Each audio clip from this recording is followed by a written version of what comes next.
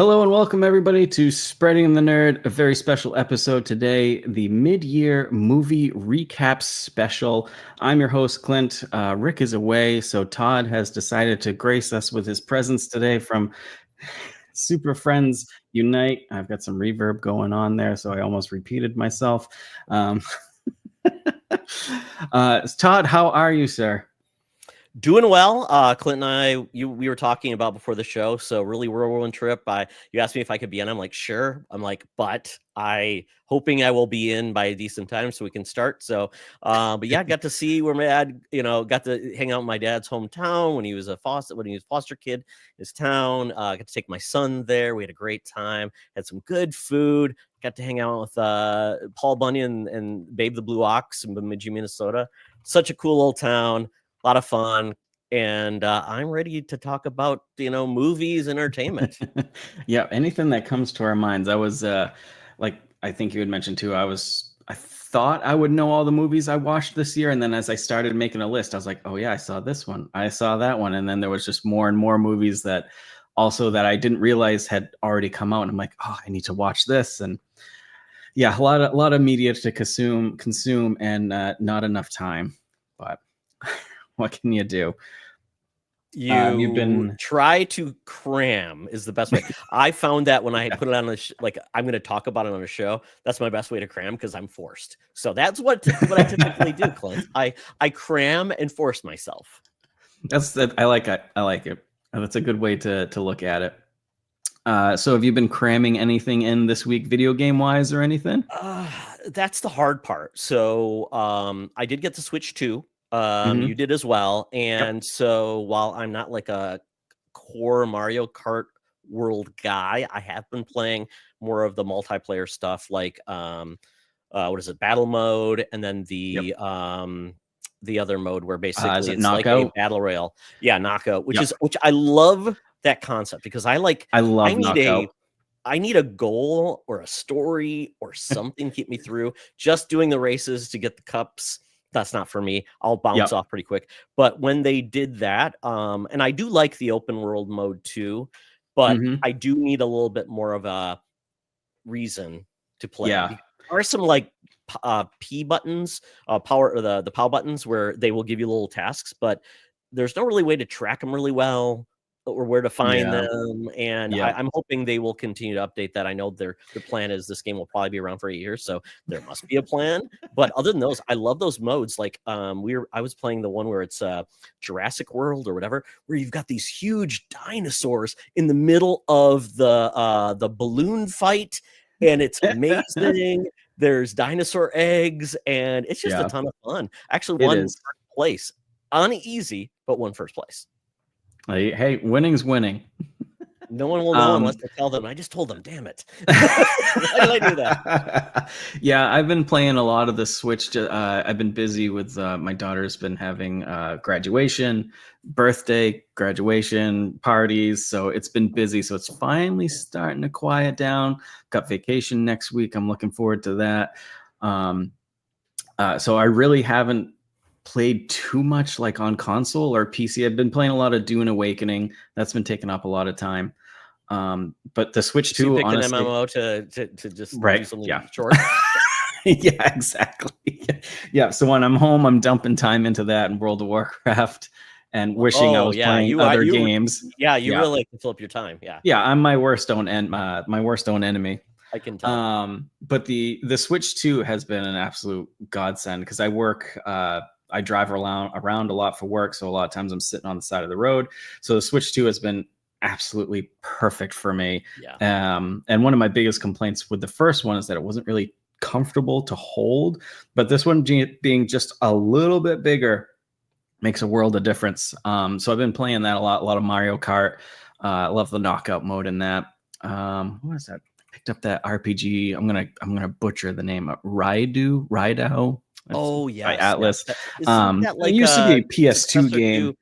Demon Shin Megami Tensei. Yeah. Okay. That one's pretty good. Picked up Yakuza again because can't play that enough apparently. Because those are short games too. I know. Which Yakuza is it? 0. It's like, Okay. it's the director's cut on there. It runs great. I've been really happy with the Switch 2. I'll be the first one to admit I was just incredibly skeptical at first, but I'm very happy with it, and definitely excited for was it Donkey Kong Bonanza? That one looks good. Yeah. Oh my goodness, that is my game. I wish that game had launched, because then I wouldn't be like, well, what's coming out on NSO? And I guess they just announced that Super Mario Brothers Strikers is coming out to NSO and GameCube, so that's cool. Yep. And those games look great. They are fixing some of the issues with the analog stick. Apparently, it's very sensitive, so they want to make sure that's not too sensitive. But Bonanza looks amazing. It looks so good. Hyped for it, because we aren't getting a 3D Mario probably for a while, but this is their goal, and we're getting essentially a weird exploration game where you can pick up anything, throw anything. There's a Mario Paint, but it's not Mario Paint, it's like Mario Sculpting mode, which is great. We're getting like, I can't wait to see the designs we get off of that one. Oh, when somebody put like this ponytail, I'm like, that's only going to be a ponytail for 5 seconds, and it's going to turn into a phallic symbol. Let's just be honest. It will. Donkey Dong will exist. We know that. The other part that's cool is basically you're going to have like Donkey Kong's lair, where you can basically do like an Animal Crossing, make your space. There is a skill tree, which is just crazy that there's a skill wild tree. And then there's Donkey Kong Country, like side-scrolling levels. Yes, which is essentially the greatest game ever now, because it has everything. I when they announced it, with the Switch 2 and stuff, I was like, this looks pretty cool. I'm excited. And then that the Donkey Kong Direct happened. I was like, this is amazing. Like, I'm so excited for this now. Well, and the reveal of Pauline, a young Pauline, like a prequel to the original Donkey Kong, and they were best friends. And then maybe I think I knew the plot. We find out that Mario is actually a stalker, and Donkey Kong is saving her, but he keeps coming after Pauline. It's crazy. Like it. So maybe we Mario is the true villain of this story, but the fact that she's a preteen singer wannabe, and it's has co-op mode as well too. It's just, this game is. It's going to be, well, hopefully it's going to be huge, but it's going to be on the Switch too. I mean, it's one of the exclusives. And it's funny, somebody was talking about in one of the Discords about somebody has found there's a way to navigate the eShop with a browser function called a better eShop or improve eShop, something like that, which allows it to sort through the material there. I just want a way to sort just for Switch 2 games. I'm not sure if we're going to do that yet, but there's just too many games that are everywhere. It's crazy. I went on there today actually, because they have a sale, and there's like 4,000 games on sale on eShop, and I'm like, and there's not really that many ways to sift through them, and I was like, what am I doing? I don't know what I'm doing. There's so many games on there. It's like if you went to Steam, right, and you're like, I want to find. I mean, Steam does a better way of curating whatever 200,000 games are on it, but it's ridiculous. But I'm hoping that's better. And it is interesting. You talked about the feel of the Switch 2. I've always got, well, actually, I'll show you something really quick. Hold on. Oh, I'm excited. As he disappears into the green screen. So I'm coming. I hear you. Okay. So I had Bacon from the Nerd Chat on co-op mode last episode, so we had a good time. It was all about Switch 2, and this is what I want next. So Binbach made these. So these are essentially Procons that go on your Switch. They have back bumpers, controllable. They do everything except for the NFC. So they do everything. They're wireless. You can control them. That you can do this separately. They're great, but they're essentially like a full size. Like a grip on there. It's kind of like what Xbox is doing with the Ally X. Right. So I'm waiting for these to come out for the Switch 2. But in the meantime, I bought a grip called, it's got a weird name. It's called the Savage Raven, which is the worst name in the world. It's by Skull & Co. And it's called the Neo Grip. And it essentially allows you to put these extra grips on the back of the case, and it doesn't block. It's not really a case; it's more like a grip, but it doesn't block the kickstand either, which is nice. And it's very thin, and so you can put different types of things. So for me, that's perfect because it adds a little bit more wideness to it. And the Switch 2 is better, but something like this I think this will be very cool. Oh, Yeah, it looks like okay. Silkenet's got some of those coming too. So Yeah. nice, It's great. Yeah. nice. So but I'm very happy. I do feel like we're gonna have to get a Switch to another direct, because they keep dropping games. Like, what, the next Splatoon game is coming. That was dropped Yep. by social media. We're getting Roll. What's that game? It's Oh, the wheelchair game. yeah, and apparently the price leaks for that, and it's only like $8, Oh, it's apparently. 80. Oh, I thought it was 20. Or But if eight, it's no, 8, eight. $8. Okay. Okay. 8. But GameStop supposedly released that, so take that with a grain of salt. But yeah, I thought that was originally a launch game, but I guess not. But It's very weird. Yeah. So I'm very excited for the Switch 2. Obviously we're so yep. early on, and people are complaining about the screen right now. Like, the refresh rate's not great, but I'm like, I haven't noticed. So unless I think people start really Yeah. noticing it, rather than it's a tech spec that people are just going to glom on to, throw Right. hate, then Yeah, I'm not worried. I think that's what it is too. Because while I was just looking at random news that did pop up, like people were testing it, and they're like, "Oh, it's like a, I don't know, like as 100 times slower than a PC monitor," and I'm like, "Of course it is. It's Yeah. a Switch 2, and some of those monitors are triple the price of the console itself. Like for the games that's on it, it looks great. I think the LCD screen looks fantastic. The OLED would be nice, but I really think this screen looks great. So I really don't have any complaints with it at all.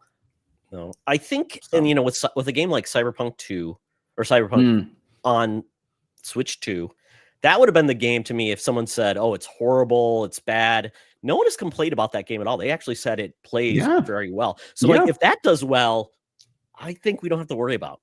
Right. Yeah, exactly. I think having that AI NVIDIA chip in there, I think, is going to make the world of difference.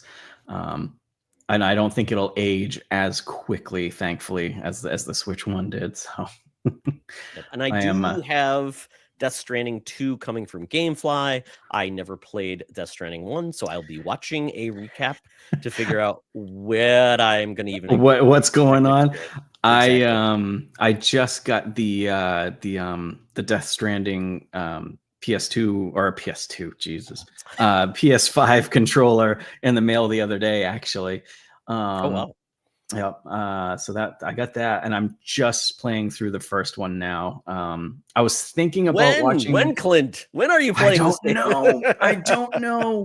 And I was thinking, okay, I was like, I can watch a recap; it'll be fine. And I started watching a recap, and I'm like, yeah, this is a Kojima game. I'm lost on this recap. I'm like, God. And while I played it, I was definitely one of those players that was like, or people that was just like, yeah, this doesn't look like me. I'm sure Kojima is doing genius work. It just wasn't for me. I played probably about 3 hours, and I don't know. I really enjoy it. Even being a walking simulator, you plan out your route, you bring like ladders and stuff. So it's pretty good. And the story, it's out there, but it's good. And for a game that came out in, I think, 2018 on the PS4, I'm playing it on the PS5. It looks fantastic, like amazing. So I'm quite excited to get to Death Stranding 2, in a couple years, probably. We'll see.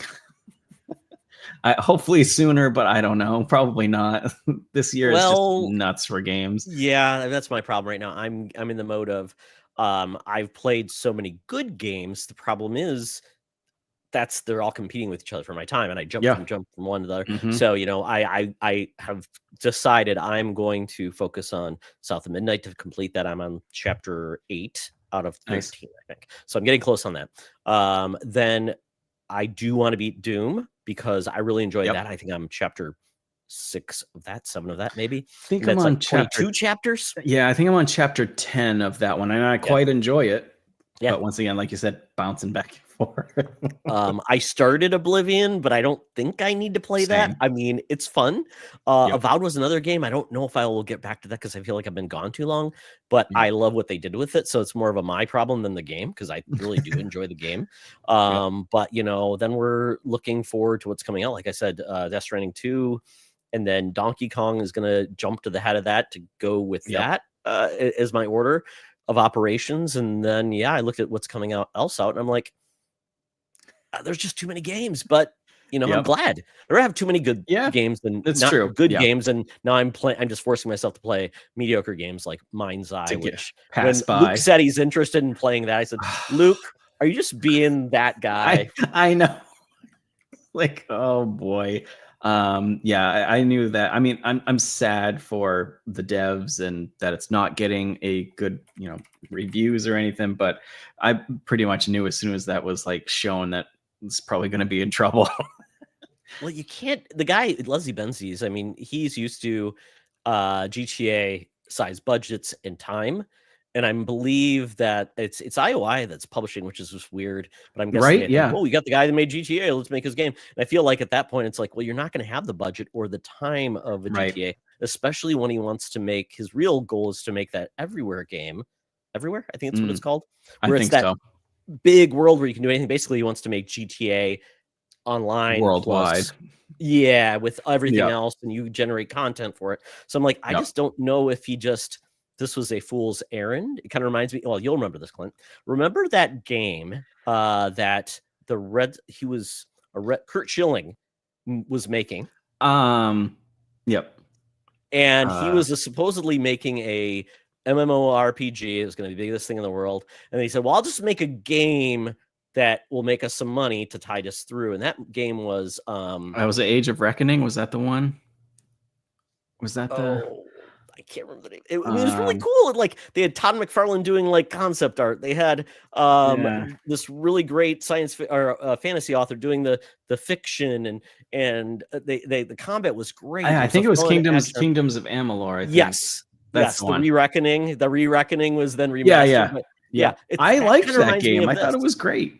I thought it was great too, and they remastered it. It feels like this was the same playbook of like, we'll make this Mind's Eye to fund more of this other game, and I'm like, yeah, didn't quite pan out.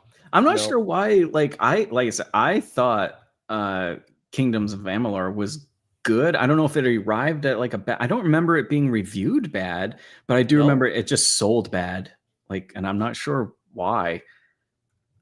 But it's one of those questions, like, games that the world may never know, good and did not perform because something probably sabotaged it, or just they were wary of the bad press, maybe.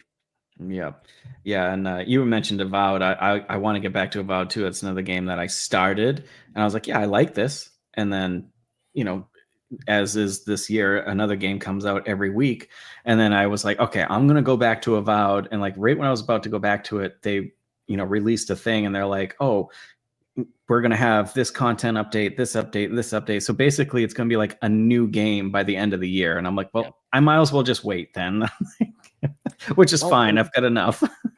It makes it easier for you to be picky. Well, maybe not easy to be picky, but it allows you to be picky, which I think I'm getting to a certain age where I'm like, I'd rather play a little bit of a game, decide it's not for me, and bounce rather than force myself to complete it. Right. Yep.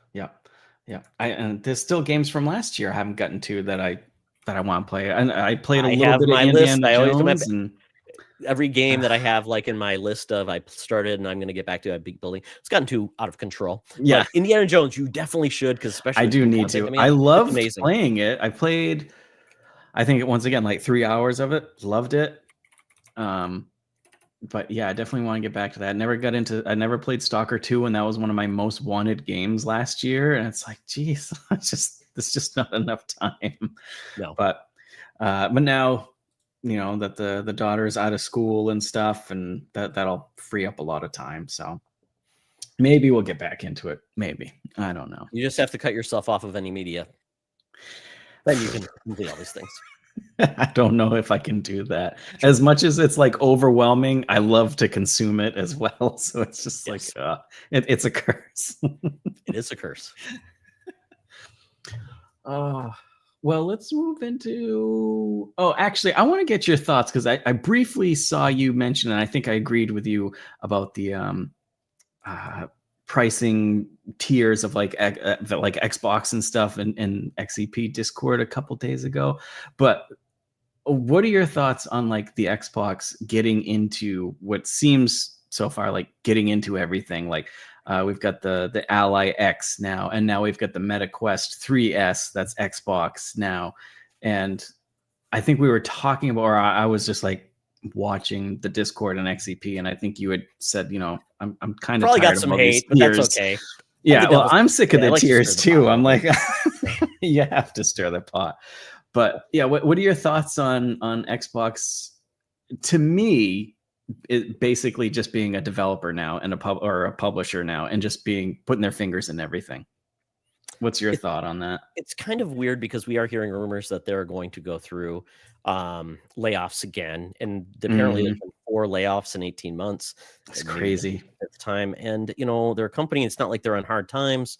They continue to make massive revenue, and Xbox is now responsible for bringing in revenue like they never have before. They used to get kind of you're just a little guy, but now that they're making more money, they're going to expect to be making more of that money because that kind of got it going up. So I think at this point, they've seen some amazing efforts in their third-party publishing, which is great. I appreciate it because I think every dev would want their game to have every chance to succeed rather than being only on one platform like PlayStation or Nintendo, where it's like maybe it fails there, but it could do better elsewhere. Right. I appreciate that because that means those developers at least then get something on their resume and they get an opportunity to sell more copies, which means maybe they're healthier versus getting closed, which we've been seeing so many. Like we just talked about Mind's Eye. It just feels like there's too many bad things. So I'm appreciating what Xbox is doing, and they're not 100% there, but they're getting there. Like we just saw that Hellblade 2 is getting released everywhere, at least on PS5. That's the one thing that's very odd to me. I expected more games to be on Switch 2 or announced for Switch 2. So did I. Very quiet. Yeah, I like almost fully expected Game Pass to be like on Switch 2. I really. It is kind of weird, but I mean, in the case of what they're doing with hardware, I mean, they just announced a new relationship with AMD, which, they honestly did that before when they did their previous relationship with AMD. They announced it because stakeholders, stockholders, everyone likes these type of deals to be announced because it means there's more business for AMD. Xbox is going to be continuing on the hardware space, which for some people, it's a good thing. Others don't care. And with Xbox being where they are with hardware, their hardware has been declining for 3 generations, which is sad because they make good hardware. But I don't think video games are about hardware anymore unless you're Nintendo. It doesn't seem like that. Yeah. Yep. It seems like the games are where it's at. And because of that, I don't know if Xbox really wants to spend a ton of money in R&D on a box that, quite honestly, is probably not going to do. It might do as well, might do a little bit better, but it's not going to be like a game changer. And now when they're bringing out they're going to partner now with ROG Ally to do the ROG Ally and ROG Ally X for their systems. I think it's a good move. The question becomes, how price sensitive are people when they see a device that looks very capable, and knowing that they are probably not going to swallow costs like they did in the past. I think the Series X probably costs a hell of a lot more than $500. That's why it stayed up. And because they just know they're not going to make the money back on software sales, because Game Pass doesn't really help that much with Xbox owners. You're going to get another month of subscriptions, but people aren't buying as many games because they don't have to.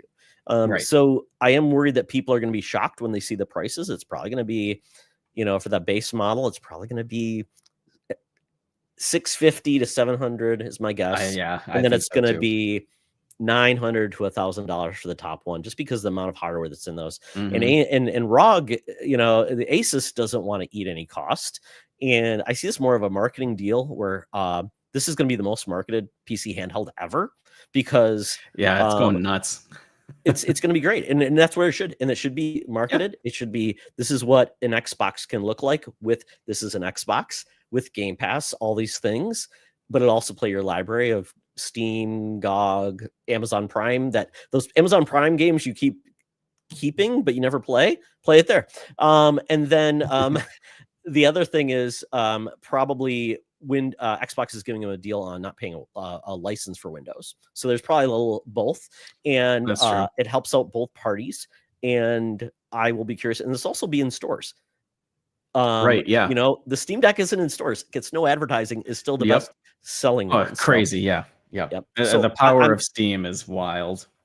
Yeah, and I think it's very promising that they're going to be introducing a way to modify Windows where it launches without everything, like printer drivers That's or very or all nice. these things Yeah. you don't need. Yeah. It'll limit it, and then basically keep the OS looking more like a Steam big picture mode or Steam OS, which means it's more of like a handheld solution that most people can figure out versus Yep. going in to manage all the different drivers elsewhere. It's consolidated. So I'm glad this is happening, but I think that's the price range there. And then when I hear about another console happening that apparently is going to happen in 2027, maybe? I think I heard 27. Yeah.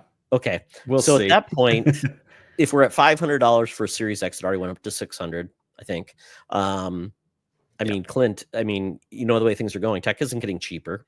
It used to be you bought a system and 3 years later you could get it for half the price. It doesn't happen anymore because consoles even went up in price. This is the most expensive Nintendo hardware we've ever had by over $100 because the Wii U is $350. Now we're at $450 and $500. So I do worry that what is the Xbox console going to bring that is going to make people more excited than Series X did? I mean, when your games are once again everywhere, and what's a console on your TV going to bring that will get that people that excited? I don't know, but I would assume it's probably not going to be cheaper than 700. I think the PS5 Pros kind of set that new level set for a console. So, and I don't know if you're a person thinking about getting into gaming and you could buy a handheld PC that does everything, gets more games on it, even plays PlayStation games for $700, or a console that sits under your TV, only does one thing, you can't take it with it. And I'm assuming that ROG Ally will dock. Yeah, I'm sure it'll come with a dock or an HDMI Xbox will output, make anything. or Xbox will even make a dock for it and say, here's the Xbox dock, it's $50. What would you choose? I mean, I'm on PC now. I had an Xbox Series X. I sold it when I got a PC.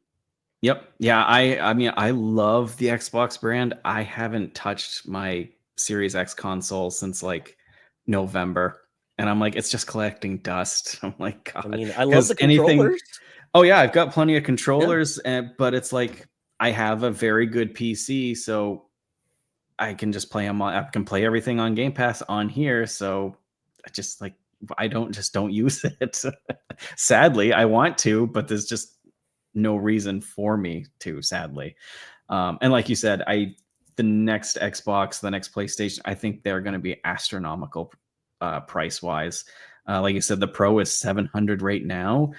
So I can only imagine in a couple years, like you said, I really think for a top of the line, you're going to look at like $1,000 console, I think. And it's a lot to justify for a console.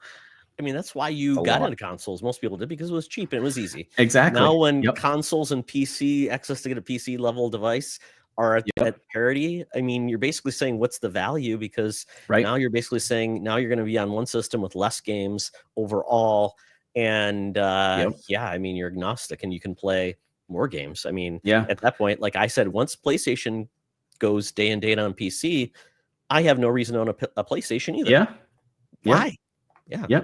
When everything can be right there, and like you said, and if you can get a handheld to go with that too, and it's basically, the Switch of PC, you can just bring it with you and carry on your cloud saves and everything. It's like, I like playing my games on my couch sometimes, but do I want to pay, $1,000 for that luxury? Well, like I said, if you can dock it, right? Yeah, that too. Then you play on your TV. And the Switch, I mean, that was surprising me about the Switch too. The fact that it's a dockable system right now. Any handheld PC you have to buy a dock, and most of those are not capable of outputting to 4K, or natively doing 1080p 120, and on an 8-inch screen. So I'm like, I know people are complaining about the Switch, but man, I just feel like I really like it.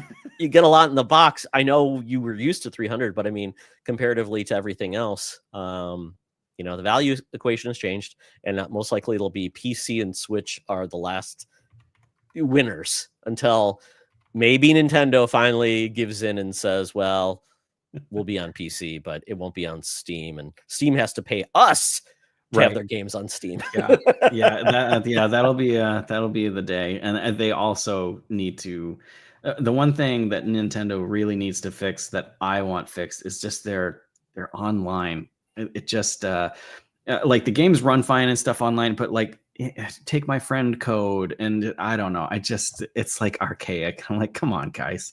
I would love Oh, some achievements too. I'm not an achievement like hunter, but I like a little pop up here and there. Makes me happy.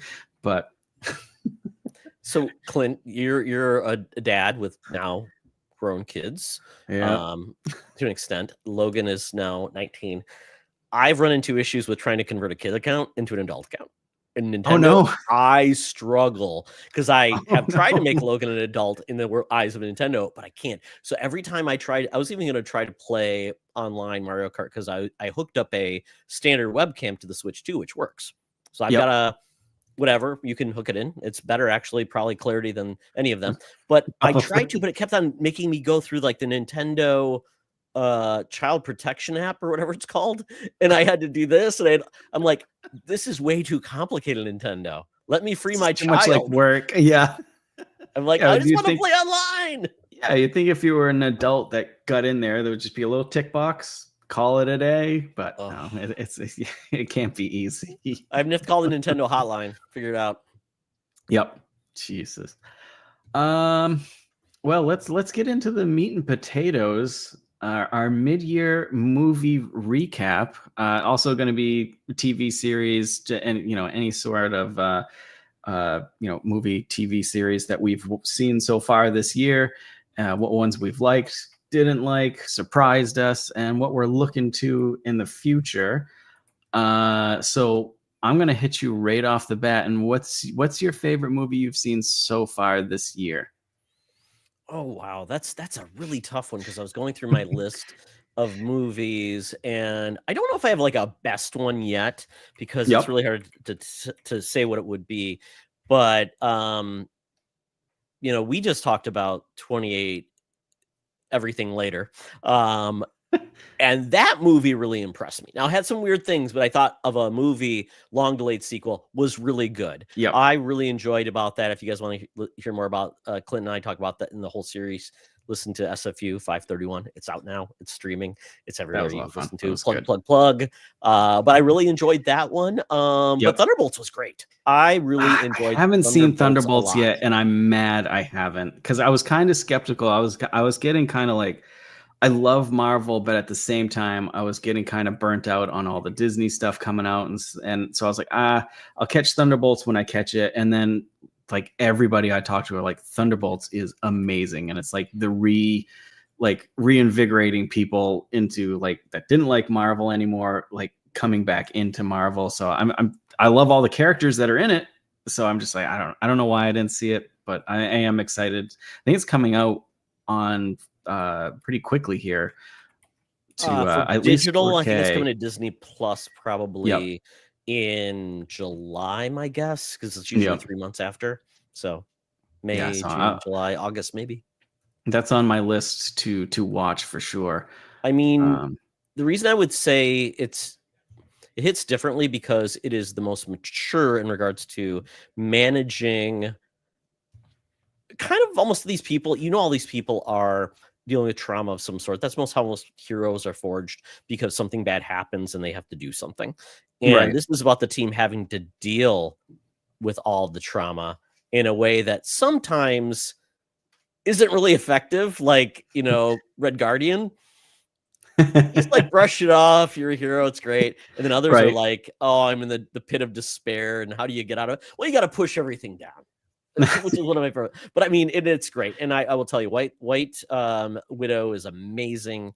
And it's her Hmm. film, really. So Yep. I think it will surprise a lot of people. And we even did an episode all about the Sentry. So if you're curious about that, and SFU, plug. Check out the Sentry if you want a little bit more, learn a little more about Bob.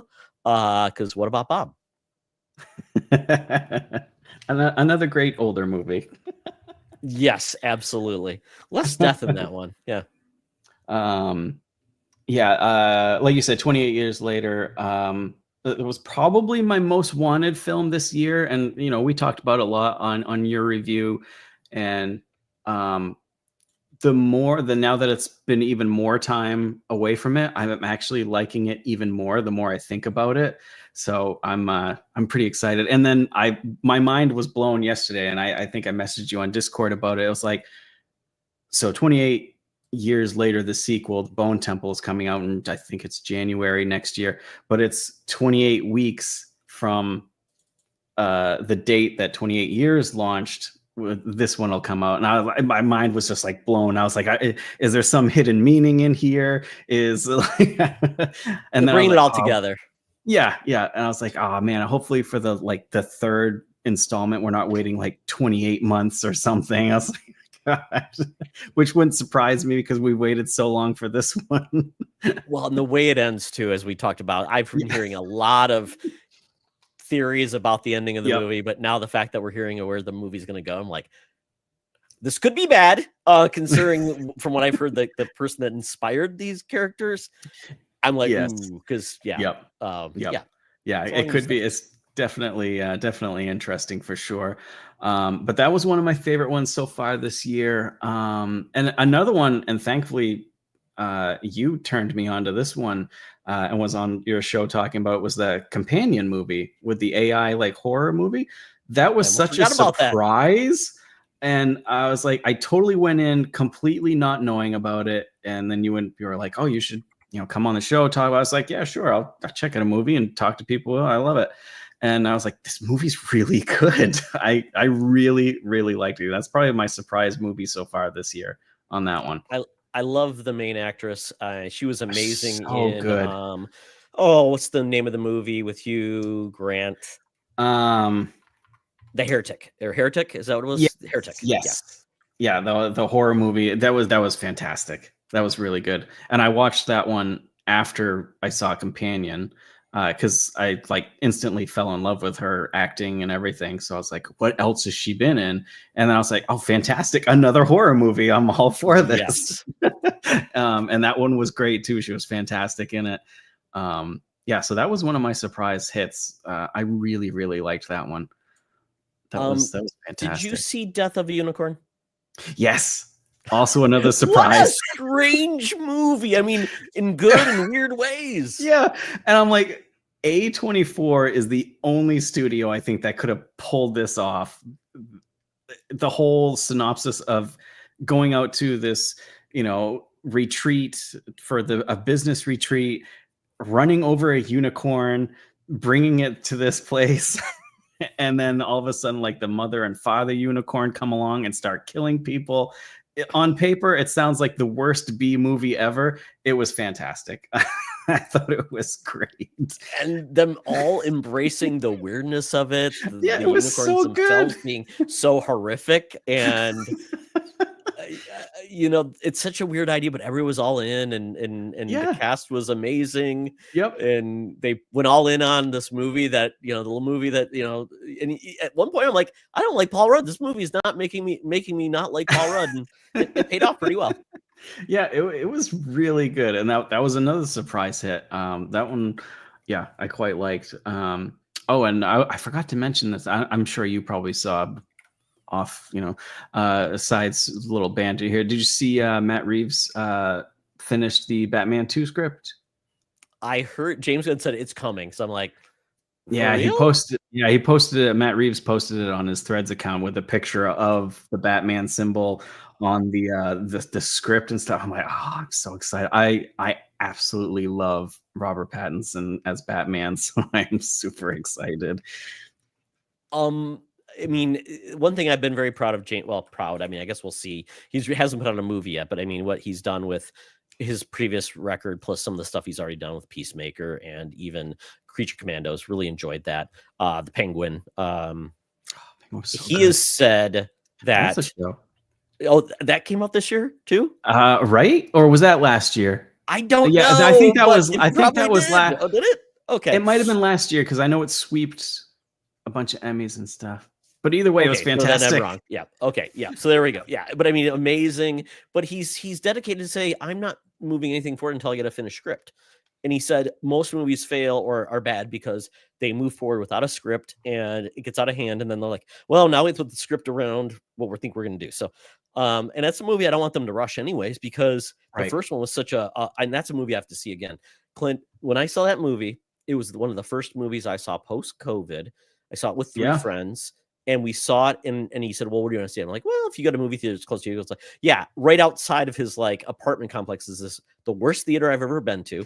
I mean, this is like the theater where it's got gross bucket seats, and they're like, like when you go to like a concert where they got bucket seats, it's like that. It's not. Oh no. It was packed. It was hot. And apparently talked us, hey, let's bring beers into the movie, which I've never done before. So weird. And I'm watching this movie and I'm so tight and the screen's bad. And I'm like, that's the only time I've seen The Batman. So now I need to watch it on my screen. Show my son, I think. Awful.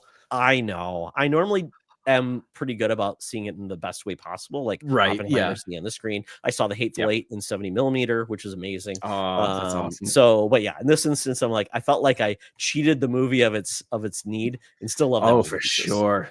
For sure. Yeah, I mean, at least you still got to see it and stuff. But yeah, you definitely need to see that one. It's such a great movie. And a lot of people don't know Robert Pattinson does so many other movies. And when he was announced as Batman, I was excited as hell. I was like, yeah, I think he can definitely pull it off. And everybody's all like, oh, not the the vampire guy. I was like, he's in so much other stuff that is so good. It's like Michael Keaton. He can't be Batman. He's Mr. Mom. It always goes back to that, right? Yep. And speaking of Robert Pattinson, one of my other movies that I really liked this year was Mickey 17. Have you seen that one yet? Yes, I did. Now talk about once again a weird movie that I enjoyed so much, but I felt so off kilter almost entirely through the movie because something else got brought up. I'm like, what? I don't even know what I'm supposed to be doing with this movie, but I'm having a weird time. Yep, I really liked that one. That was good. I'm just a huge fan of Robert Pattinson, anyways. Except for his vampire movies. Yeah, I know. I've heard The Lighthouse is really excellent, which I have not. It is, but it's I had to watch it twice. The first time, I don't know if I was in a mood or what. It just wasn't. William Dafoe is fantastic in it, and it is really good. But it's also really out there, and it's just. Yeah, it's just you got to pay attention, and I liked it better the second time. So okay, the filming was great, everything, but Lighthouse definitely a solid to put on the backlog. Okay, so I'm gonna name a couple off just if you have seen them. Have you seen Ballerina? No, not yet. Okay. Do you like the John Wick films? I do. Okay. And I do want to see this one. This is a John Wick film. That's the best thing I can say about it because it truly inhabits that world very well.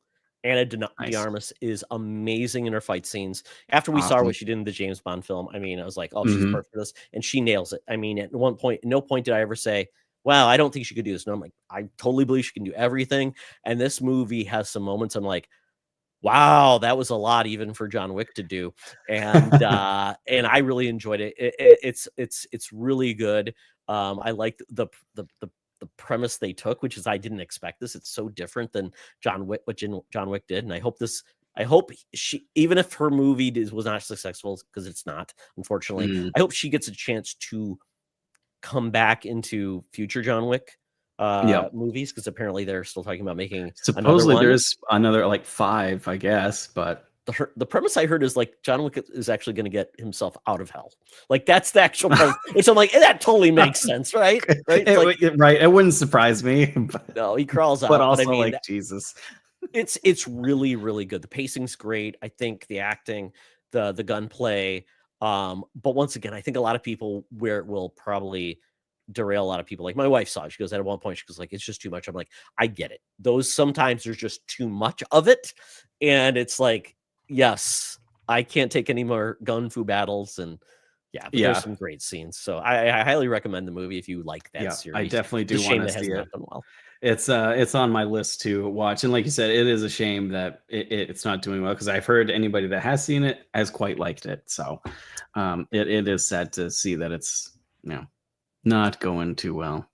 What about The Gorge? I love The Gorge. Yeah, I really liked that, and a lot of people didn't.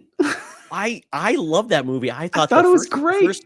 First Well, the first, I guess, would be 2/3. Excellent rom-com. Like, right? Yeah. I loved it to pieces. They had such good chemistry. And I'm like, and I'm not a Yep. big Miles Teller fan, but I'm like, even I can admit, I'm like, yeah, he's pulling it off. They're doing great. And then that last third, It's it so definitely wild. was such a different movie, but they pulled it off Yep. too. Yep. And it was a little goofy. The meet cute at Oh, the for end. I won't say much more. That was a little like, okay. Yeah, Okay. for sure. But yeah, it was really good. And after I watched it, I went on to like Reddit to see what everybody else was saying about it. And they're like, oh, it's crap. It's crap. I'm like, I thought it was like a perfect popcorn movie type of thing. Like but I really liked it. I thought it was Well, good. considering most streaming movies we get are not good. I think everyone can admit that Yeah. most are not good. This was Apple TV Plus. Obviously, they've got F1 coming out this weekend, which is apparently going to be their best performing film. But the majority of Mhm. Apple TV Plus movies have not done that great. Have been, Not really. mixed bag. No. Yeah, they've had some like good actors in there and stuff, but their TV series, from what I've watched, at least the sci-fi Yes, ones, phenomenal. But yeah, I've heard their absolutely. movies are kind of like meh. But yeah, I really liked The Gorge. I thought it was. I just had a lot of fun with it the whole time. So It was a surprise because I wasn't sure what to expect, and I will say this: Anya Taylor-Joy is always brings me joy. yep, Her name is appropriate. I can't yep, wait to see what she does next. yep. I even thought she brought joy to New Mutants as Magic, one of my favorite X-Men characters. So I don't know if she'll be back for any like superhero films, but she would be amazing. But yeah, she brings joy to everything. I love Yeah, her she's movies. fantastic. I thought she was great in Mad Max. I thought she was phenomenal in that. Oh, excellent. Yep, Once again, a movie that so good. got treated horribly at the box office. I was Yeah. so mad when I heard it wasn't doing well because they wanted to do they want to do a third one. Who knows if they will now? And I'm like, guys, come on, please. Like I want there to be a third one. This is so good. It was really disappointing. Yeah. I mean, Yeah, just really it's really, really sad. But yeah, you know, that sucks. um It sucks. and I was gonna say another movie that I don't know if you saw was The Monkey. Is that the fighting one? That's Dev Patel. Essentially it's a revenge film in Yeah, India where he yes, I think I saw that dons one. that Yes. monkey mask Yeah, yeah. to essentially take Yep. revenge on the people that destroyed his village, essentially. Yes. Yep. Really, really touching film. The ending I didn't love, but everything through it I was pretty happy with. The fact that he Yep. decided he's just going to fund this film himself, because who's going to cast an Indian man Right. in the lead of a film in a box office that just does not cast Right. me in those roles? And I'm like, I love it and Yep. really enjoyed it. I don't know how well it did, but I mean, I thought the fighting was very brutal, very Yeah, good. the fighting was um fantastic. yeah, some surprising elements in that movie, but I Yeah, really enjoyed it. I It did was a like that surprise. one. Yeah, also, yeah, a surprise. And yeah, I did like that one. It kind of it kind of reminded me of I don't know if you saw him. It was, I don't know, just the fighting, I guess, was at the Raid. Do you remember the Raid movies? That is Uh in my pile of shame that I've not seen yet. I've wanted to see The Raid. I've heard it's amazing, and it's I love Dread. Obviously Dread is yeah, based it's on The Raid. yes, And yes. Dread is an amazing film, and I'm like, yeah, Yep. it's inspired by The Raid. I'm like, oh, I gosh, Yep. The Raid, no. Yeah. Oh, the Raid is just phenomenal. Still some of the best fighting sequences for sure. It's just really good. The second one was it was good, but the first one is where it's at, and you can clearly tell the whole dread Okay. thing for sure. It's really I good. I will put it on my calendar of movies to watch. And that's part of the things what I try to do every year is do like a pile of shame. Like I need to see Megan 1.0 because I need to see Megan Yep. 2.0. So I need to have a reason to. So it might be a way for myself to put myself in a Todd does the pile of shame, and every week I talk about one of those movies, my pile of shame, There you go. just to Yeah. complete it. Yeah. Like a little segment for a show. Well, I do. We do what we do the geekies and what you've been watching or reading. So I probably Mhm. should just do that once, Yeah. one There movie a you go. week, every week. go down my wheelhouse because I know there's more movies I need to watch than I haven't. And I'm not a rewatcher of movies, so I don't have I'm not like rewatching Star Wars for the 80th time. So I have no excuse, Clint. A freight conductor in chat also said the second one is Raid meets The Departed, and that is spot on. That's pretty much pretty much it. Okay. Yep. All right. That's spot on, actually. The Departed is actually inspired by, I'm trying to remember the Hong Kong film that The Departed was based off. Was it I know it was on something, but I'm not sure what. Or it completely escapes me anyways. It's something Intention, I think, is what the name of the film is. I don't know. Let's look it up. Somebody's probably yelling and screaming, "Todd, you're an idiot. You should know." Your ears are ringing. Yep. Exactly. Infernal Affairs. That's what it's. Infernal Affairs. That's the. I have heard of that, but I haven't seen it. So. Yep. There you go. Let's see. Still looking at randomly in chat here. Though in 2025, crossing off Mass Effect 1 through 3, Witcher 3, and Outer Wilds is kind of big for me. That's a lot of gameplay right there. Time? That's a lot of gameplay right there. He has French. That would take me a year right there. Exactly. Another fun one this year for me. Did you see Final Destination? Was it Bloodlines? Once again, pile of shame. I've not seen a Final Destination. Even the most recent one. My. So that's again, I need to do this because I said I was going to watch it beforehand, didn't have time. It will be coming to streaming, so I will watch it there. But in the meantime, I need to at least watch one, right? I need to watch definitely see 1 through 4. First one's great. Second one's pretty good. I think it's the third one that's all meh. 4 is all right. 5, don't even go near it. Okay. Don't even. I've heard 1 is like absolutely horrific and don't bother. Yeah, 1 and 2 are great. And Bloodlines, the one that just came out, was really good. It was kind of like a return to form. And also, oh no, is it Tony Todd? Oh, yes, Tony Todd. He's like got many movies where it's like I think that's his last role. That's his last one. And when you watch it, they knew that he was going to pass away, and the way they send him off is just that's awesome. Chef's kiss. So for that to be his last film, it was perfect. And sad it was his last film, but as a send off, fantastic. So definitely check that one out. That reminds me of Lance Reddick. Ballerina is his last role. Oh, is it really? Yes. I didn't even know he was in it. I love him. Yeah, he's in it. I was like surprised. Like, oh, he's in this. So this must be his last role. That's crazy. I mean, Yep. Wow. So I did not know that. Yeah, because as a huge Alien fan, he was Bishop in that. So I've always been a fan of him since then. No. I know who you're talking about now. Yeah. Nope, that was my. Yeah, I'm thinking of somebody else. Or not. Yeah, you're thinking of Lance Henriksen. Henriksen, yes. Henriksen. No. We're close. But I know who you mean, though. Yes. Like I said, the older I get, the worse I am with names. No, I'm terrible. I'm lucky if I remember any names. I've got some, the people around here that have like introduced themselves, and I, get out of my work truck. They're like, "Hey, Clint, how's it going?" I'm like, please don't carry on a conversation because I don't remember your name, and I really good, buddy. Exactly. I'm like, hey, great, have a good one. I was like, Jesus. Okay. Did you want another film? Yeah, go ahead. You go, and then I'll go. Okay. So, did you see? Wrong film. Not The Monkey. That was last year. The Monkey is the new horror film. Based on the Stephen King story. Yes, I haven't seen that one yet. I haven't seen that yet. It's based on a short story. The Stephen King one, right? That movie is really wacky. It's a comedy horror that is just like a lot of gross scenes. Things happen. Love it. And it's a lot of weird, awkward family moments. Once you see where it goes, like, what is this? It's definitely worth watching. I enjoyed myself thoroughly in it, but it is definitely a weird movie. I think the other movie was Monkey Man. I think it was Monkey. I think so. Yeah, I knew what you were talking about, but yeah, the Monkey. I do want to see that, and that's another one that's like black on the list. Horror comedy. It was great. Yeah, really nice. Enjoyed it. Yep, awesome. And as keeping the horror going, did you see Sinners yet?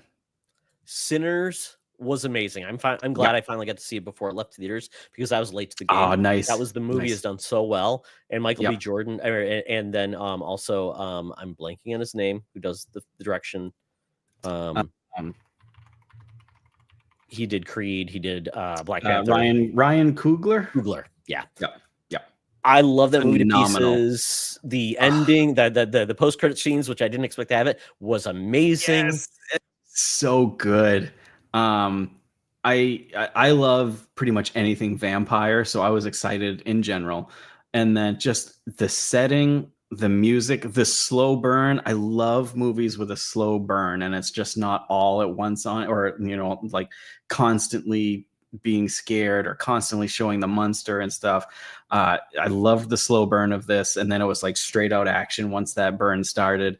The filming, the acting, just the fact that there was a really, really good story there for a horror vampire film. And like you said, the ending secret credit was just phenomenal. I loved it. I wish I could have seen this one in IMAX, but sadly didn't. But fantastic. I'll never think of a Bill Cosby sweater the same after seeing that film. I mean, essentially, like you said, it built so much of the world, the characters, the relationships, and then that last bit of the movie felt like Dusk Till Dawn. I mean, the way they finally went after it, I was like, oh my God. Absolutely loved it. Heartbreaking at times. I mean, just it was just such a good film, and the acting and everything for a horror film was just phenomenal. I didn't want it to end, but it ended very well, so loved that one. Probably, and what was the other one? What do we got here before I get into I think it might have you seen Warfare yet?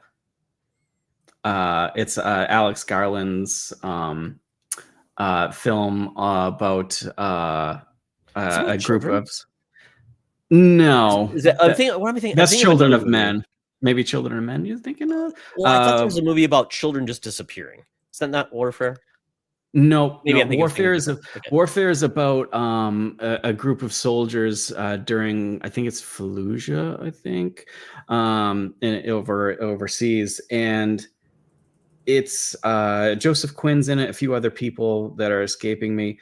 The best thing that I can say about that movie is that I was uncomfortable the entire time watching it, because it was just so realistic, and just like it didn't glorify war or anything. It was just like, war sucks, and this is the nitty gritty of it. And it's nonstop. The first like 15 minutes are like quiet, happy, and then for like the next hour, it is just constant assault on your senses, just constant.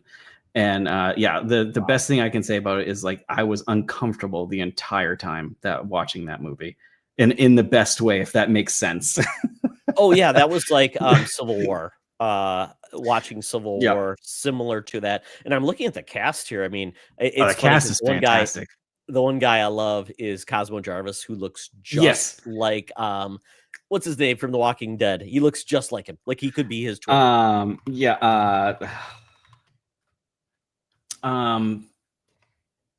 Rick, is it Rick? Yeah, it's Rick. I can't remember his name off the top of my head, though. Joseph Quinn, great cast, though. I mean, Joseph Quinn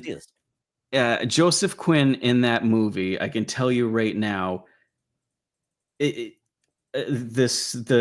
acting he puts on in that role, it will never leave my memory. It is just insane. Incredibly well done, incredibly filmed, sound. I saw it in theaters, and like I said, it was like an assault on the senses. When stuff was going off, like, I wanted to like hide in my chair. It was just insane. And I love going to war movies and stuff. I find them exciting or whatever. But this one, like I said, I was just uncomfortable the whole time, and I think it meant to do that in a good way. I thought about it for like weeks after seeing it.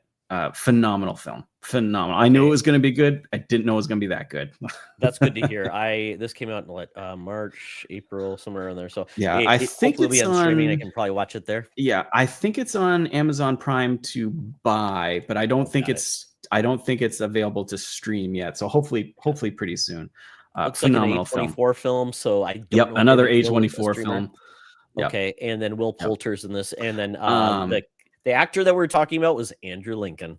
Thank you. And you mentioned Civil War. The guy who did the cinematography for like the last bit of Civil War with all that military stuff, he does the whole film. So it's it's just it's phenomenal.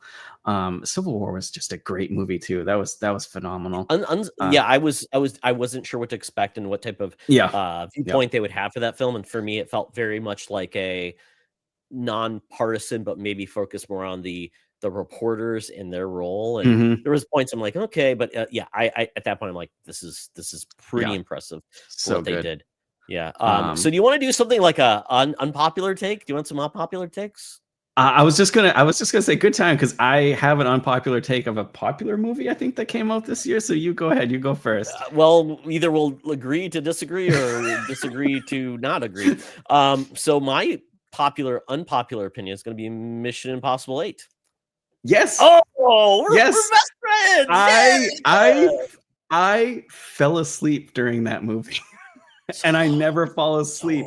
I think it was because it was long. I went to a later showing, but I was like, the stunts were good. I was pretty hyped for it.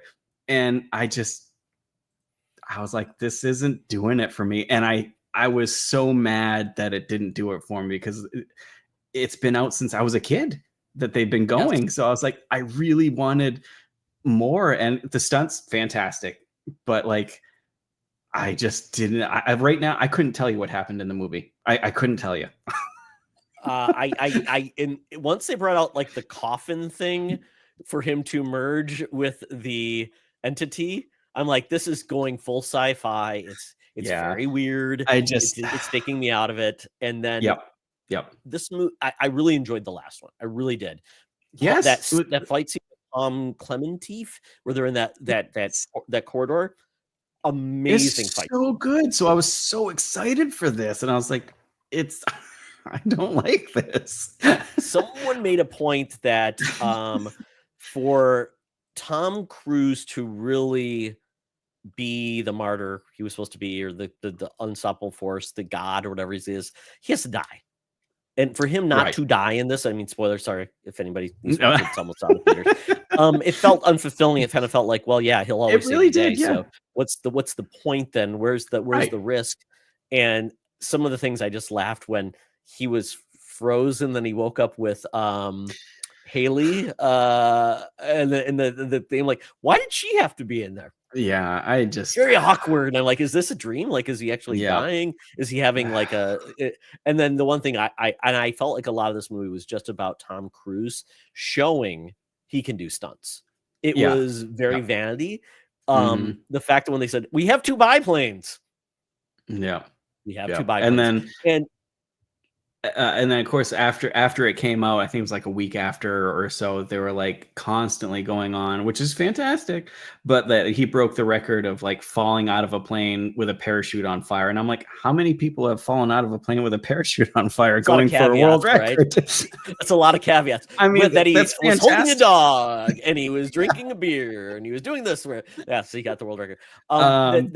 That sequence, while I admit was impressive, I felt like it was not good for the film in regards to storytelling. Like, the whole point, he was supposed to save the drive, right? Supposed to save it. And then, I'm blanking on his name. The bad guy. He turned into like a weird, like laughing, I will kill you. Like a 70s villain type of thing or something. I did not enjoy it. And the part I enjoyed the most was the end when they were showing other movies. Yeah. Or them when they were young. Like Tom Cruise looked so young, and they're like, the recap. And I'm like, I enjoyed this more than the actual film. And it was nice when they were like looking at each other and walking off. And I was a little sad because I was like, oh, Which they this is the stole from end. what Ocean's movie did they steal that from? Was it 12? Was it? I think. Exactly. Yeah. So So it was sad. I was sad that the series is over, and I was even more upset that it ended on that note because I'm like, I did not like it, and yeah, it was just way too long. It's like way too long. Yeah, and I don't it's like, mind long movies, but it just like I said, I fell asleep for like 10 minutes. I was out. well, I laughed at certain points when nobody else did, so I felt really bad. But when the fact that Tom Cruise thinks that he can run faster than getting a car to chase a villain, to me was just like, this is just now gotten to the point of the absurdity. And I think of like the last James Bond film in this, and James Bond dying. Obviously, people weren't happy with that, but Ethan going on and kind of just winking and nodding at people, and it's like, there was really the only person that died was Luther, and and Luther already had cancer, right? Yep. It just, I don't know. So it may be an unpopular opinion, but I'm right there with you. I was not impressed. And while you mentioned Bond there, and I'm going to butcher this name as much as I love this director, Denis Villeneuve. Dennis Villeneuve. He's directing the new Bond movie, and I am over the moon because this guy is on like a 6-movie run for me anyways of just phenomenal. So I'm super excited because he did Blade Runner. He did Blade Runner. Two Dune films. The 2 Dunes. What else did he do? I know. I just say that I loved all of his movies he's just done. And I think he's starting. I think he's doing Messiah or filming it pretty quick here. He did Arrival. Arrival was fantastic. Sicario. I loved Sicario. Prisoners was phenomenal. He's just, I love his stuff. It's a good pick. Still no James Bond though. We have no James Bond picked. Nothing yet. Yet. So it's gonna be close if they've got a director in mind, and let's get a script in, and then let's pick our Bond. Yeah. I know they were throwing around, like, I know it's not going to have a couple years ago, they were throwing around like Idris Elba, and I was like, yeah, it'd be fantastic. It would be a perfect fit. Yep. What's his name? Quicksilver just was in the latest 28 Years Later. Yep. I know he's been thrown around for it too. Crap, what was his name? And I wouldn't mind him. Taylor Johnson. Yep, thank you. Yeah, I think he would be really good in it. So, so yeah, super. When I found out that he was directing it, I'm over the moon. It probably, obviously, with news that he's doing it is fantastic, but it's clearly not happening for a long time because, like I said, he's doing Messiah. That's not even started filming yet, so we're not going to get Bond for a long time. Crazy, yeah. So, they pick a guy who's way too busy and like, let's see where to go. I think he's got something after Messiah too, or he's got a few lined up that he wants to do. So who knows if Bond will be after Messiah or not? But we'll see. Idris is definitely going to be too old for it then. So at this point, I'm like, at that point, aging out of this. It's kind of like what's his name in Blade? It's just not going to happen. But sometimes, we just can't do it anymore. Predators. Predator, killer of killers. I mean, did you watch that one yet? I did watch that. Phenomenal. Did you see it? Yeah. Okay.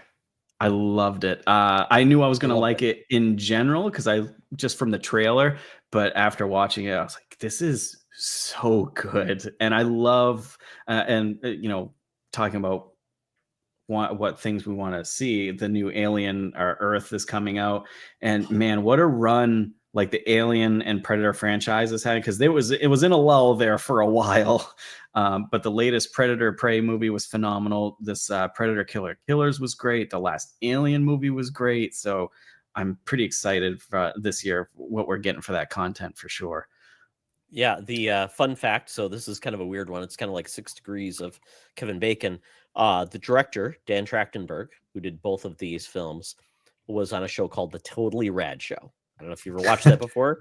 Great show. I've heard of it, but Three Geeks. Dan Trachtenberg was one of the hosts. It was one of the first video like podcasts where they would do segments. Okay. It was highly done. Great show. Jeff Kanata, who does DLC podcasts, and then Alex Albrecht, who directed some other things. He was in I'm trying to think of the name of the show he did with Kevin and Blink, and they're both their names. But basically big into the web early days.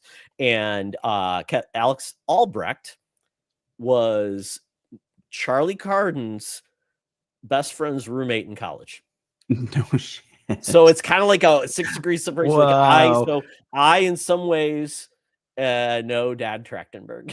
That's phenomenal. I'll need an autograph next time you meet. And yeah, absolutely, we're in touch all the time. I thought it was funny, but it's so cool to see like somebody who started off as like a guy who just loved films. Yeah, that's fantastic. And even then better. Like what he's gonna do? He did like his first thing he did was he did a Portal fan film. And oh, really? Got to be really renowned. And then he did it was a Warframe short film. And that was really amazing. And then he got to do his first real film was Clover Hill Lane. And so that was his first film. So it was kind of cool to see him go from that. And then obviously getting his next steps with Prey and where he's going now with Badlands. Prey was so good. I loved Prey. And yeah, that's another movie I'm looking forward to coming up is Predator Badlands coming out. I think it's November, I think. Yeah. That definitely excited for that one upcoming. Another movie I haven't seen yet, but it's on my want to see is Dangerous Animals. Have you seen the trailer for that one? No. So it's basically this guy is kidnapping these people and killing them, but he takes them out on this boat and he makes them like dive with sharks and stuff. And it's yeah. So, but I guess it's actually pretty good. So, as a shark lover and like a horror film, slasher film type of thing, I'm excited to see it and see how it works out with it being on a boat.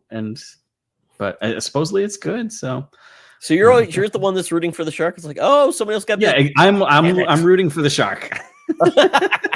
Yes, love it. So Sharknado is like my dream happens. Cloudy with a chance of great whites. Yep. Here we go. Yep. What's a couple? Of course, we got Fantastic Four. That's out in July, right? I think July. We've got Superman July 11th. I just pulled up a list. Jurassic World Rebirth. Where are you with that franchise? I'm the last one for me was terrible, and it just left a terrible taste in my mouth. I want it to be successful. I want more Jurassic Park because I love dinosaurs, but at the same time, I'm like, should we leave it be? Or I don't know. I'm excited for this one just because it's dinosaurs and Jurassic Park, but I'm very skeptical. I hope it's good. I won't be surprised if it's not good. I think those movies are kind of review proof at this point. And we do and this might be something you're interested in, Clint, next year. We do basically we're basically stealing from the Slash Filmcast, where they started essentially a league where every summer you have to pick the top 10 films of the summer for box office.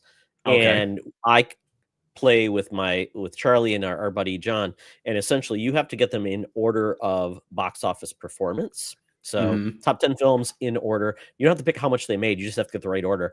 And if you get like spot on, you get more points. If you're like one off, you get so much more points. And if you get like the first and the last one spot on, you get more points. And then you get a dark horse. So if your dark horse is any of the top 10. So we do it every year. And I've only won once, 2 years ago. This year I'm not doing well because I did not pick F1 to be like in my top 10. It might be other films we expect to be higher, like Elio, which is not doing well at the box office. I heard that, which is crazy for a Pixar. But then I was thinking about it, and I'm like, I haven't really heard anything about it. I haven't seen it shown very much. Reviews are very good. It's like the Yeah, Rotten Tomatoes yep, are great. It's kind of like Elemental. yep, Elemental did horrible at the box office at the beginning, right, and then it made its way up, had long legs. So yeah, I'm hoping Elio is in there. But there's a history of science fiction animated films that just says mm, they don't do well, except for yep, like I guess Lilo and Stitch, but they're primarily on right, Earth the whole yeah, time doing sweet yep, antics. So yep.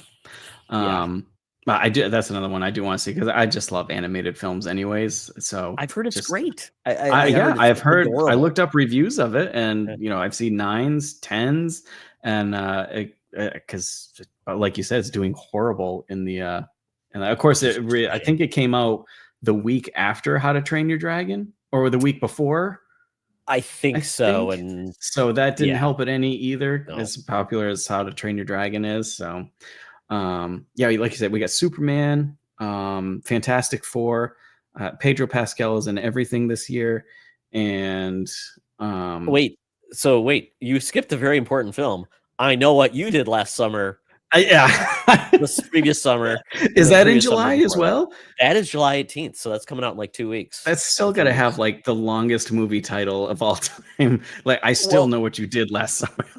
that's the thing. It's just going back to I Know What You Did Last Summer. So it's not even like I know what you still did last summer or whatever with Brandy going on an island. I remember. So they have only done 2 movies, so it's like at least there's Right. like not a lot to catch up on. And Yeah. I mean, the When Gordon they Fisherman is back apparently to kill people. when they announced that, I was like, what? Of all like slasher films to bring back, that was not on my bingo card at all.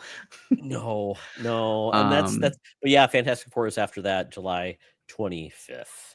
Yeah. I'm not sure what's coming out fall wise. I think Naked Gun is. I'm super Well, excited for I'm just Naked pulling up the Gun. rest here. Naked Gun is August 1st, so you do Yeah, get that I'm super goofy excited for film. that. Oh, when I saw what they were doing, I'm like, this looks actually pretty funny. It's by the Lonely Island guys, or one of them, Kiva, who did Mhm. Don't Stop Stopping Popstar, which I thought was Mhm. great. Love that.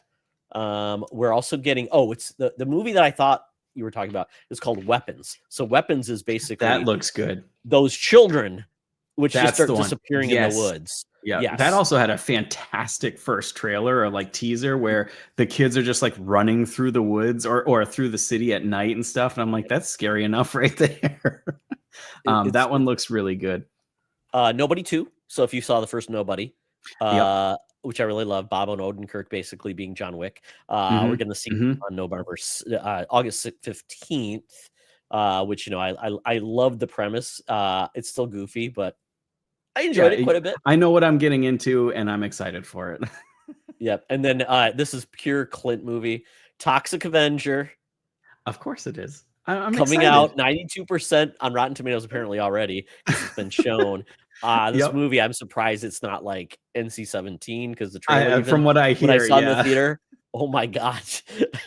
I'm definitely excited for it for sure. Another movie that I Definitely. find interesting is called The Roses, which you might have seen the trailer for it. So there's a movie called War of the Roses, which was essentially a couple that hate each other Yes. now after these years later. Yeah. So we're getting like essentially a remake, but it's got Benedict Cumberbatch Oh. and oh god, what is her name? Great actress. She's played the Queen. I'm blanking on it. But this looks absolutely hilarious about if you truly Nice. like hated your spouse and they're fighting over a house, but they won't move out, and it just looks great. I Yeah, love I the like definitely very remember awkward War of the comedy. Roses, so that's interesting. Yep. Cool. Spinal Tap Um, 2. The End yep. Continues. Yep. September. Yep. Yep. And then we've got, I think Tron's coming out later in the year. That one I'm Yeah, going excited through these. for. Let's see. Yeah, we're getting the movie that I laughed because I saw it posted in the theater. Is called Gabby's Dollhouse the movie, and I'm I like, don't think I've what even is heard of this that thing? one. I haven't either, but there's a movie poster for it. So I'm like, this must be a weird like Nickelodeon property or something. Oh, Saw 11 is coming out September 26th. Is it? That's what it says here. Maybe Oh I'm my wrong. goodness. I haven't even That's heard weird. of that one coming out. I love the Saw Maybe I'm franchise, wrong. so This website, this is RottenTomatoes.com. yeah, So I'm maybe I'm sure wrong. you're probably We're good. getting Dwayne Johnson in his apparently very high profile type of acting film called The Smashing Machine, where he plays a UFC Yep. boxer or fighter. Yep. Yeah, I've that heard of is that one. October Yep. 3rd. Then we're getting Kiss of the Spider Woman. If you like musicals, Jennifer Lopez is going to play that character. Cast looks Okay. great. So if you like that, Tron Ares, October 10th. Super excited for which that. looks, I hope it's really good, because I hope it is. I hope it is. It looks really good, but the whole Jared Leto, coming into you're like gonna put him Earth. in our hands. Is gonna be in Now, our hands. here's the thing with Jared Leto. I am so mixed with him. I think he's good if the director knows how to work him. It feels like, because he's phenomenal in like Blade Yes. Runner. He's phenomenal in was it Dallas Buyers Club? Yes. Phenomenal. But there's films in that he is just trash. And it's like, I know you're better than this. So Jared Leto is like a 50-50. He's either going to be phenomenal or he's not going to be good. So, he's a lot like Nick Cage in a lot of ways. He's right? very much Yes. the younger version of Nick Cage, where it's like you don't know what you're going to get, but he puts a lot into it, and then you don't know it's going to be good. You get maybe a half of Morbius, you might get half of a creepy film. Let's see. Then we have this film looks totally hilarious.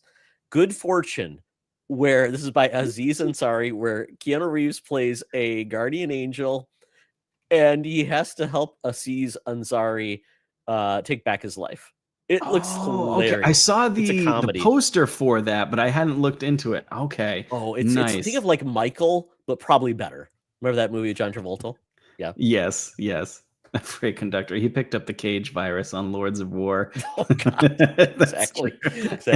Oh, and then the movie I never thought was happening, Black Phone 2, October 17th. Yeah, I thought they literally said like this isn't happening. And what's his name? Ethan Hawke. Is it Ethan Hawke, right? Yeah. He said he's like, I don't want to return to that character. It like messed up with my mind, because he did a phenomenal job in it. Oh, absolutely. So I thought it just wasn't happening. And then all of a sudden it's like, oh, it's happening, and Ethan Hawke's doing it. I'm like, sweet. I'm all for it. It's kind of crazy. Now it's Black Phone versus the Black Phone. So it's Black Phone 2. Then we have Badlands coming November 7th. We are getting the Mortal Kombat like sequel. Yep. Coming October 24th. I hope it's good. The first version we saw on HBO, or was it HBO? That was the direct to HBO back in the COVID days. I liked its action. Everything else was bad. Yeah. Yep. Especially picking a main character that is not a character in the game. It's like, what? Yeah. It's weird. Then pretty much only can go up. What about this series? Now You See Me, Now You Don't. I've never seen those, and I haven't either. And I feel like it's a series. I know I've heard good things, but I've never seen them. Yeah. And they've got a cast that's really good. It's just one of those flukes that I haven't seen type of deal that I should have seen. I agree. Yep. I agree. It's like a very fun movie that I would enjoy. But now we're getting the new cast, so we'll see how that goes. Then we're getting Wicked, the sequel, that half a movie, which I enjoyed. But we'll see how it goes when all the iconic songs are already in the first film. There's not a lot of iconic films in the second part of that. Yeah, I'm sure it'll do well. But like you said, all the iconic songs have been done. At least to me, maybe not to like huge fans, but the ones I know have already been done. Zootopia 2, which I loved the first. Yes, I love the first one, and that came out of nowhere too, with a trailer and stuff a little bit ago. So yeah, definitely excited for that. So Five Nights at Freddy's 2 coming out in December, odd time, right? But that movie the first one did really well. I didn't see it. I haven't seen it yet either. Okay, this one I don't know if this is true or not. You'll have to tell me if this is true. Is Avatar coming out this? Is it? Okay. Supposedly it is coming out this year, and I'm like, can we see a teaser, something, please? Like soon, right? Because it's coming out in Christmas. I think it's like on Christmas Day. I think December 19th. It says. Oh, the 19th. Okay. Yeah. So I'm hugely excited for it. I love the other two, but it's like, give me some stuff, please. It's so weird. I did not enjoy. I enjoyed the spectacle of the one, but I didn't enjoy the story. Second one, I loved. I thought it was great. I love the designs. I will say I don't like the designs of Navi. I love the designs of the Water Tribe. I really did. Oh, it's gorgeous. And the CGI for that film was just top notch. Oh, The one thing that beautiful. always baffles me is Avatar makes millions upon billions of dollars at the theater.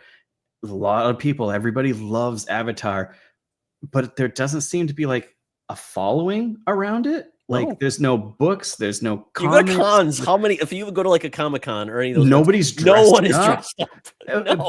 But it's a huge box office hit, and it's just like I don't understand that. I don't understand it. I think James Cameron put something in the movie that we're just like, we love you to watch this film. You don't Right. have to do Don't anything do else. Just anything watch else. this film. Yeah. Exactly. Because there's like not even that much merch, and there's not like No, it's high-end really anything. it really just baffles me. Like you said, when the film first comes out, you get like that batch of merchandise, but after that, there's no like fan service, like teas online or anything. It's just like, okay, it's gone, and we made our money, and nobody wants to hear from it again until the next movie comes out, and everybody is excited again. But I don't know. It's weird. It's weird. That's so weird, but it's true. I mean, I never think about the films. I just know I had a great Yep. experience. I've not seen Yep. them again Yep. because it's like you Yep. can't replace that theater going experience. Right. Yeah, so it's very weird, but okay. So that is happening. Apparently, they have a new SpongeBob SquarePants movie coming out the same day. So the search for SpongeBob. Good or luck. Search for Good luck. SquarePants. I mean, I So love good. SpongeBob. I'll see it. I'll probably see Avatar first. Now this is really interesting. We're getting a potentially, well, I guess it's going to be a remake of Anaconda, but it's like Paul Rudd that. and I forgot who else is in it. And it's like they're going all in it. Maybe it's Jack Black, but they're going all into remake. I think you're right. Anaconda. I think you're right.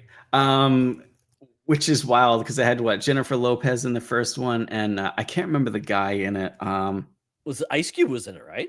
Ice Cube was in it, but the boat driver who was such a creep in it. Oh, John Voight. Thank you. Yes, yeah. thank you. Yes. He's just there's always like pans to him of doing creepy faces while he's looking at Jennifer Lopez, and I liked that movie. It was fun, but yeah. So I've got it. It's Fanny Newton, Jack Black, Paul Rudd, Steve Zahn, Ione Skye from Say Anything? Holy cow. Okay. Ben Lawson. I mean, I'm trying to think of anybody else who's in this movie. I mean, really? But I'm all in. Let's go. Yeah, I mean, I'm for it. And so Daniela Melchior, she must be the young J-Lo type. Other than that, we're getting a Neil Diamond biopic called Song Sung Blue, which is cool. Yeah. Is that the Bruce Springsteen biopic? Is that out this? I think that's out this year too, isn't it? Yes, and with the guy from The Bear. Out? Yeah, when is that coming out? Because I saw the first trailer. I'm like, this looks heartbreaking and amazing. Yeah, the guy who plays in The Bear. God, his name is what is it? It is Jeremy Allen White. He plays Bruce Springsteen, and he's phenomenal in The Bear. So I'm definitely excited and he looks great in the trailer. It's called Deliver Me From Nowhere, and the film is coming out in October. So okay. Nice. Yeah, so I'm definitely looking forward to that one. One that's coming out, but not in the theater, but straight to Netflix is Frankenstein. Oh yes, Guillermo del Toro. Yes, with Mia Goth, Oscar Isaac, and the guy that was in Hateful Eight and Inglourious Bastards, the German. I think he plays. Oh yes. Oh God, we're horrible at this. This is terrible. It's just I love movies. I can't think of names. There's too many people. Let's see. I'm looking it up right now. It's got cast Mia Goth, Jacob Lordy, Christopher Waltz, Ralph Ineson, Charles Dance. I mean, great cast. Even David Bradley, a few others in here. Lars Mikkelsen. So great cast, and he's doing it on Netflix, which he gets to do anything he wants. But it's going to be great. The But I trailer will looks say good, this. so I'm excited. One question I'm for you. excited. Mia Goth, is she real or not? Or is that a real name? I don't know. I don't know, but I love her. I have you watched the was it the Pearls? I think it's called, or it's called the X The series. X series with Yeah. Pearl, and then there was the Yeah. other one. I need to watch those because I've heard the last film. The last film was way up my alley because it's like it's going to be like a serial killer. She's Yep. a adult actress. It's is she a lot of people I've heard don't like her because the way she yells or whatever, I guess can be kind of annoying. I don't know. But she puts on a monologue in Pearl that is like second to none. It's a Okay. little long, but it's just phenomenal. I think she's a fantastically talented actress, and well, I think we'll be seeing a lot more of her. So when I saw that she was in Frankenstein, super excited. I'm going to Super quiz you excited. on what her full name is. Oh, I don't know. I only know her as Mia. So how many names do you think she has? Oh no. I feel like that means like there's a lot now. Let's go with 5. You're very close. It might be, Oh, might be there. okay. So when I look at it, it's 1, 2, 3, 4, 5, 6. This is her full name: Mia Gypsy Mello da Silva Goth. Okay. The fact that Interesting. Goth is her last name, like that just sounds too It, spot it's on for her it's personality. right. The way that she's in horror films and stuff, it's just like like You know you who would think it would have to be put you know in who her there. current partner is? No. Shia A LaBeouf. lucky. I know. It's like, oh, and she's not exactly done some popular things on like so, and then she's gonna be in that new Star Wars film with Yep. I'm gonna blank on his name too. Oh So am no, I. Ryan. Ryan Reynolds. Yeah, no, Yeah. the other Ryan from Barbie. Gosling. Yes, there you go. So Yes. we're officially titling this episode. What's that guy's name? What's that? What's in a name? What's in a name? We don't know. But yeah, so there's your year right there. I mean, a lot of great films, and Yeah, I just want crazy. Superman and Fantastic Four to both be great. Guys, DC versus Marvel isn't a thing. We need them both to be great, or people will stop caring about super films. I think I know. Look who we got. Luke in chat. He loves the Superman shirt. I will not lie. I am not the biggest Superman fan. However, I've loved the recent movies that have come out, and I am super excited for this one. It just looks good, but for me, anything that James Gunn puts his hands on, I have loved. So I'm super excited, and like you said, this definitely needs to be an injection for DC. I think. So I'm hoping it does well. I hope people don't stumble over the fact that, oh, there's all these characters. I'm like, I love the fact that this is just like when you would read your comic book for the first time. You're introduced into a world where you don't know everything because there's 100 years of history in the background, and there's a lot of things. And I love the fact that he is in a world of superheroes where everybody doesn't need an origin story. We can be smart and figure out, hey, I get his powers because he used his ring. Great. That's the Green Lantern. This is Hawk Girl. She's a hawk lady and she hits things. And not everybody needs an origin story. We jump right in. That is a lot different than everything else we've done, where it's like you start up with characters, you build them up, and then you introduce them all. The least thing I hate is when it's like we only get one villain at a time. We never get any other villains. So I like the fact that we're probably going to see Soups do some little things with some other villains, some minor characters, because that's the whole thing about comic books that we love is like, here's a cover with all these cool characters. Who are they? What is it? Well, you'll find out when you open the comic. Yep. No idea how long or whatever. Yeah, how long they've been going on, if they're new or the backstory. Yeah, it's a lot to take in. It's hard to get into for sure, or not hard to get into. It's just to like be knowledgeable on everything. It's there's a lot there to unpack for sure. I mean, with James Gunn though, the fact that he got us to love 5 unique characters nobody had ever heard of in the Guardians of the Galaxy right away, because he's like, this is all you need to know about these guys. Yeah, there's more backstory, but you'll find it out later. But this is all you need to know. He makes you love these characters. So I love that. Yeah, so good. Nathan Fillion being Guy Gardner is a perfect fit. I think it's going to be great. Mr. Terrific is basically the Mr. Fantastic of that universe. He's super smart.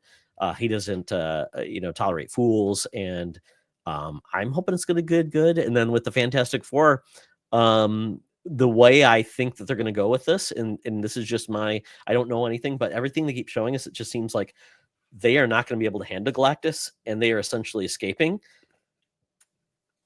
and hoping they can do something to stop him the next time he attacks.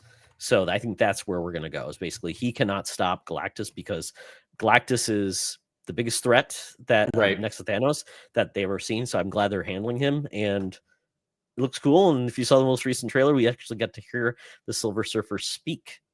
Yes. Yep. Super. Yeah, I'm excited. Hopefully, I think I'm coming back from vacation just in time. I would like to see that in IMAX Superman. So I think I should be back in time for that. I think. I don't know. I don't know. We shall see. So where are we? We're at an hour and 34. No, we're thinking about talking about series, but if we go into that, we'll be another 2 hours here probably. But are there some series that you've loved real quick this year or looking forward to? TV series wise, been very happy with Andor. It's great. Don't know if I need to say anything more about it. It's just really liked, phenomenal. I really liked Skeleton Crew. I think that was the series I was like, oh, it's going to be bad. Nope, it's like Goonies. Absolutely. Yeah, it is straight up Goonies in Star Wars, and I'm okay with it. And I love Jude Law anyway, so. Sandman's coming back, season 2, very soon. Yes. I worry that we're not going to get any more of it after it's done, because I think they said for sure that like this is it, and that sucks. That sucks because the first season was phenomenal. So, Gen V coming out in September. Really big fan of that series. Love the boys, of course, but Gen V has been a really surprised. fact that they lost one of their main characters. He died in real life is just really sad. But other than that, I mean, it's I think I was looking at, there's no more live action Star Wars series this year. We are going to get some Marvel stuff with Vision Quest. We're going to get Wonder Man, and I am watching Ironheart right now, which I will say through 2 episodes, I'm enjoying it. Oh, okay, good. I was wondering how that was. Nice. Because I got to catch up on some Marvel series, but like you said, Andor, phenomenal stuff. Some of the best Star Wars stuff for me. For some reason, I haven't been watching too much new this year. I don't know why, but I've been like rewatching old stuff for some reason. Like the Breaking Bad franchise, I was scrolling through TikTok and I kept seeing videos of Breaking Bad, and I was like, you know what? I started off with Breaking Bad, went through the whole series, and then El Camino, and then Better Call Saul. So I did the whole franchise like back to back, which was phenomenal. You're absolutely right. It's so good. Me and my daughter are watching Squid Game. Season 3 just came out today, so we bought a bunch of snacks. We were eating a bunch before I started this. We're gonna go back to it after this is over. Starting up Black Sails. I haven't seen that one. That's right. Yes. And I've heard it's good. I've heard good things. So I was like, nope, I'm going to finally start it up. Of course, I watched Last of Us season 2. It's doing a great job of making us not like anyone. That's the worst part. I like it. That's a really good way to put it. I like that. It's a shame. And I feel like people that haven't played the games are probably going to feel just as crappy about it, which just sucks. I mean, it just really feels like it is. Yeah. It's just how they're handling the whole Ellie character and stuff is just, I don't know. It's not Ellie when I watch it after playing the game. So it seems like such a brat, more so than she did in the game. Yeah. It just, I don't know. I mean, and they made decisions that had like didn't even happen in the series at all. And I know you got to change some things up, but I don't know. It's not the worst TV out there, but as a big fan of the game, it's kind of like a little bit of a letdown. I'm sure it's great for people who haven't played the game, or even people who have played the game. And if you enjoy it, fantastic. More power to you. But I just really didn't enjoy it too much. No, it's been a weird one. I am in the exact opposite frame where I'm behind on everything and I'm trying to catch up. I do a horrible job of like sticking with something because I get bounced off. It's like the bear. I'm just on season 2. I'm on season 3. Okay. And then you mentioned The Bear on season 2. Have you watched the Christmas episode in that That's one? the episode where I stopped because I'm like, I am so like anxiety ridden. I'm like, and it hits home because that's another show or movie episode. Like I said with Warfare, like I don't have anxiety. I had anxiety while watching that because it was just so good. That's probably one of the best TV episodes of all time. It's just phenomenal. But that's a show I'm stuck in season 3. I need to finish that. Season 4, I think, is coming I heard out. 3 is a slog and 4 gets better. So That's my what I've heard challenge. too. I'm like, oh, do I really? Yeah, but I will because I really enjoy it. And then just a lot of other series I enjoy. But I will make one recommendation before we wrap up. If you've not seen it, Upload is such a fun show. It's on Amazon Prime. It is a comedy. It is 20-minute episodes per each, but it's basically dealing with the fact that in the future you can upload your personality and your brain to the afterlife that is a digital reality. Think of like a Sims or something like that, but you're living and people can reach out to you because your brain still works. And it's the haves and the have-nots. If you have a lot of money, you can live in a great place in the afterlife. If you live in a crappy place, you get like 2 gigs of data a month where you potentially can be okay. Sounds really good. That sounds like something like right up my alley. Robbie Amell is the main character. It is very funny. I enjoy it so much. It's a great show. Highly recommend it. One of the funniest pee jokes ever is all I'll say. Check out Upload. It's very good. Well worth checking out.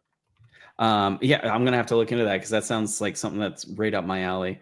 Yeah, we got The Bear coming out. I'm really looking forward to the It series, Welcome to Derry or whatever. Yes, that's really out. Wednesday's coming out. Stranger Things. So a lot of good things to look forward to for sure.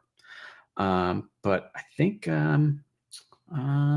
that covers it. Anything else last minute you want to throw out there or anything? Or no, guys, just give yourself some time to catch up. And if you want to reach out for any recommendations, Clint and I are available because we'll have too many. Yep, yeah, and we need to finish stuff on our own, but it's part of the fun for it. So where can everybody find you, Todd?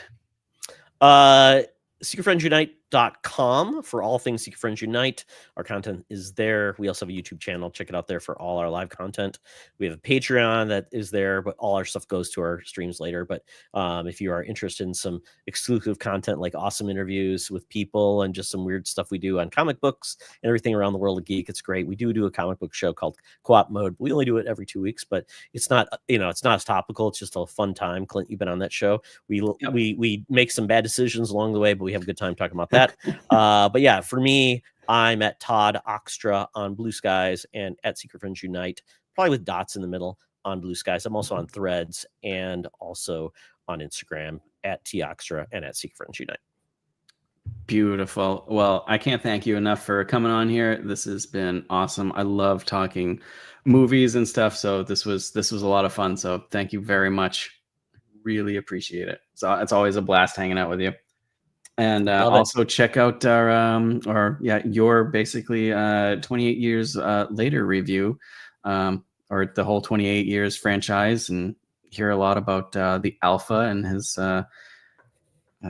ways, or I'm not really sure of a good word to put it in there, but yeah, good film, great review. I had a great time talking with you guys about it. So definitely go over there and check out that. But other than that, I think that's it for us, folks. So thank you very much for hanging out with us and tuning in. And until next time, take care, have fun, enjoy what you want to enjoy, and love what you love. Thanks, everybody.